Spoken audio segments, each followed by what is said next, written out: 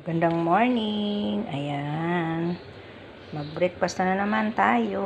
Yan ang aming tuyo. Ayan pa yung iba. Hindi pa naluto. At syempre, hindi mawawala ang ating kape. Yan sila nga guys. Yan sila nga. Ito naman ang pork chop na leftover kagabi. Isama na natin sa breakfast. At yan, steam na puto para sa dessert. At scrambled egg na may kamatis sibuyas yan guys. At syempre nilagang itlog. Yan po ang breakfast. Dapat marami tayong kakainin sa umaga. Yan po ang pinaka-importante sa atin.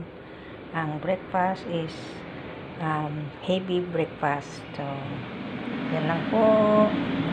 Thank you for watching. Kain na guys. Kainan na mga kamix, mga ka-Ginmix. So, ayan na po. Luto na lahat. Ayan. Thank you for watching mga kamix, mga ka-Ginmix. Ayan. Breakfast na.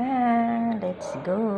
Samahan niyo ko kumain mga kamix, mga ka-Ginmix. Ayan.